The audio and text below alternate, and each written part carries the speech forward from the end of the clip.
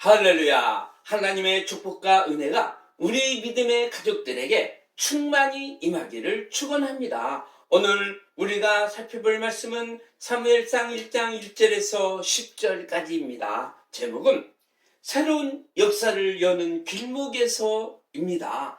하나님께서 새로운 시대를 여는 길목에서 누구를 택하여 열어 가시는지 살펴보겠습니다. 오늘 나오는 주인공은 인간적으로 이대한 사람도 아니요 영웅도 아니었습니다. 마음이 괴로워서, 마음이 슬퍼서, 자식이 없어서 하나님 앞에 기도하는 한 여인이었습니다. 눈물의 빵을 먹어보지 않는 자는 인생을 논할 자격이 없다라는 말이 있습니다.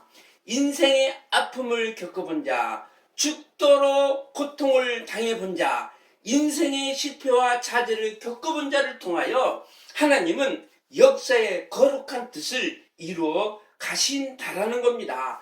눈물의 빵을 먹어본 자를 통해서 기도하게 하시고 그 기도를 통해서 역사에 가신다라는 겁니다. 자, 그러면 마음이 괴로운 이 여인이 어떤 마음으로 기도하는지 살펴보는 시간을 가져보겠습니다. 본문에 보니까 1절에 보니까 에브라임 산지 라마 다미솜에 에브라임 사람 엘가라는 사람이 있으니라고 기록하고 있습니다. 에브라임 산지 라마 다미솜에 엘가라는 한 사람이 살고 있었습니다.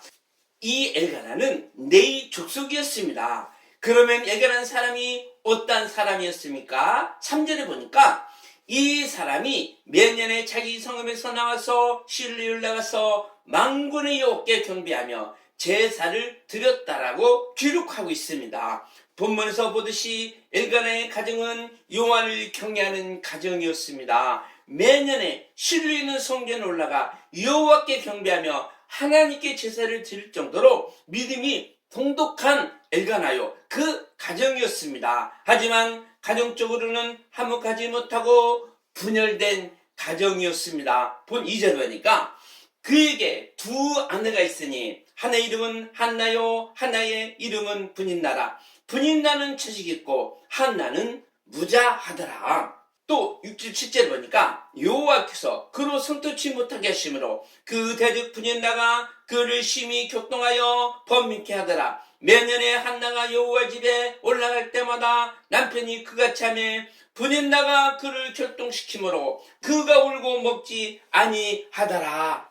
엘가나에게 두 분이 있었는데 그 한 사람이 한나요, 그 한 사람이 분인나였습니다. 그런데 분인나는 자식이 있었고 한나에게는 자식이 없었습니다.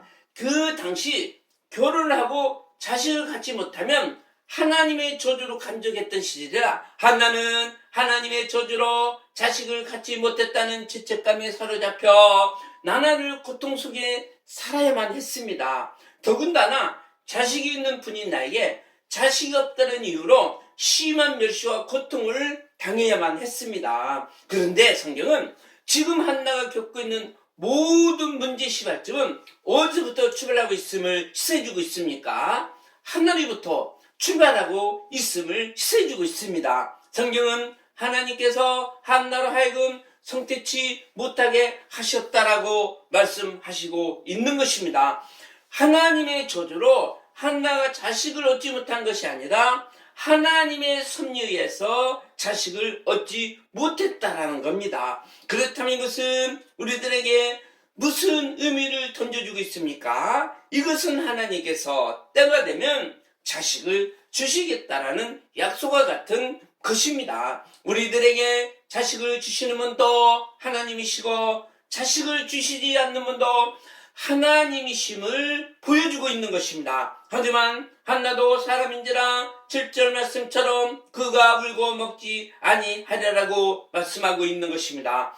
하나님이 선택해 하지 못한 한나는 음식도 먹지 않고 매일매일 눈물로 보내고 있는 것입니다. 사실 우리 마음대로 자식을 갖고 싶다고 해서 갖는 것도 아닙니다. 하나님이 주셔야 자식을 얻을 수가 있는 것입니다. 하나님이 안 주시면 우리가 어떻게 자식을 가질 수가 있겠습니까? 자녀가 있으신 분들은 하나님께 감사하시기 바랍니다. 그러나 자녀가 없어도 낙심하지 마시기 바랍니다. 자녀를 달라고 하나님께 기도하시기 바랍니다. 그리하면 한나에게 자녀를 주신 것처럼 우리들에게도 자녀를 주실 줄 믿습니다. 믿으시기 바랍니다. 또 8절에 보니까 그 남편 엘가나가 그에게 이르되 한나여 어찌하여 울며 어찌하여 먹지 않냐며 어찌하여 그대의 마음이 슬프냐 내가 그대에게 10 아들보다 낫지 아니하뇨. 엘가나는 자식이 없어 슬퍼하는 아내를 누구보다도 지극히 사랑해 주었습니다. 재물의 풍요를 갑절로 주면서까지 극진히 사랑해 주었습니다. 온 종일 울며 먹지 않냐고 슬픔으로 지내고 있는 한나가 안쓰러 내가 그대에게 10 아들보다 더 낫지 아니하며 이루어 주었구만. 그것이 한나에게 이루가 되지 못했습니다. 엘가나가 아무리 사랑해줘도 이루가 되지 못했고 아무 소용이 없었습니다. 한나는 엘가나의 사랑만으로는 채울 수 없는 빈 마음이 있었습니다. 하나님의 사랑이 채워지지 않는 그의 빈 마음과 가슴은 텅 빌 수밖에 없었습니다. 이것이 바로 우리 인간의 한계라는 겁니다. 한나의 빈 마음을, 한나의 빈 가슴을 채워줄 사랑은 하나님의 사랑밖에 없었습니다. 하나님이 한나에게 아들을 주시면 한나의 마음은 채워줄 수 있었습니다. 그때까지는 한나의 빈 마음이 채워질 수 없었던 겁니다. 자, 그러면 한나가 살고 있는 그 시대의 배경이 어떠했는지 또 보겠습니다. 이스라엘 민족은 하나님께서 세우신 사사들을 통하여 나라가 세워져 갔습니다. 그러함에도 불구하고 이스라엘 사람들은 사회의 정의가 무너지고 사람들은 하나님을 떠나서 무질서하게 살았습니다. 불신앙으로 살았습니다. 하나님의 뜻을 거역한 채 자기 마음대로 자기의 의지대로 살아갔습니다. 심한 말로 말하면 될 대로 되라는 식으로 살아갔던 겁니다. 사사기에 나오는 성경 말씀처럼 왕이 없으므로 자기들이 좋아하는 대로 살아갔던 겁니다. 이뿐 아니라 사람들이 얼마나 살기 힘들었으면 여자들까지 술을 먹지 않으면 살 수 없을 정도로 그 사이가 타락해 있었습니다. 오늘날 여자들이 얼마나 술을 많이 먹습니까? 담배도 길거리에서 뻑뻑 피우고 있지 않습니까? 심지어 성전에까지 술을 먹고 술정하는 사람들이 속출하였습니다. 엘리 제사장이 한나를 보고 술을 끊으라고 할 정도로 그것을 우리는 알 수가 있는 것입니다. 어느 시대든 사람들이 소망을 잃고 방황하며 살 수 없던 그 시대야말로 가장 어두운 시대라고 아니할 수 없는 것입니다. 한나가 살던 시대는 어느 곳에서도 소망을 찾을 수 없는 어두운 시대였던 겁니다. 하나님은 이때 어두운 시대를 방관하지 아니하시고 새로운 나라를 세우기 위해서 역사에 개입하시고 있는 것입니다. 이대로 놔두었다가는 안 될 것 같아서 새로운 국가관을 계획하시고 누구를 선택할까? 온 땅을 두루 찾아다니시고 계신 겁니다. 하지만 아무리 살펴봐도 하나님께 믿음을 가지고 기도하는 사람을 만날 수가 없었습니다. 하나님도 중요한 결정을 수립할 때면 사람이 필요하는데 믿음의 사람을 만날 수가 없었던 겁니다. 믿음을 가지고 기도하는 사람을 만날 수가 없었던 겁니다. 하나님이 온 땅을 두루 찾는 이 사람이 가고 점 찍어 놓으면 기도하기는커녕 엉뚱한 일을 하는 바람에 선택을 보류하고 있었습니다. 세상 일에 바쁘다 보니 하나님이 아무도 선택할 수 없었던 겁니다. 저 사람인가 생각하고 하나님의 계획을 알려고 하면 번번이 딴 길로 빠지고 만 것입니다. 세상 길로 빠져들고 만 것입니다. 그래도 하나님은 끝까지 기도하는 사람이 나타나기만을 기다리고 있었습니다. 기도하는 사람이 나타날 때까지 어느 누구도 선택하지 아니하시고 오늘 또 방방 곳곳을 샅샅이 뒤지시고 있는 것입니다. 전격적으로 하나님께 기도하는 사람을 찾으시려고 분주히 순찰하시며 다니시고 있는 것입니다. 이때 자식이 없는 한나는 젖도 먹지 않고 매일매일 눈물로 푸념을 했던 한나는 어떻게 하고 있습니까? 마냥 슬퍼하고만 있었습니까? 마냥 눈물만 흘리고 있었습니까? 마냥 전령하고 있었습니까? 마냥 신세탄음하고 있었습니까? 나는 자식을 얻을 수 없다며 가슴만 치고 있었습니까? 한나는 언제까지 그렇게 슬퍼하고만 있지 않았습니다. 자기 문제에 빠지지 않고 하나님께 돌아간 것입니다. 하나님께 돌아가 하나님 앞에 나가 기도하였던 겁니다. 한나는 자신의 고통스러운 문제를 안고 하나님의 성전으로 달려가서 기도했던 겁니다.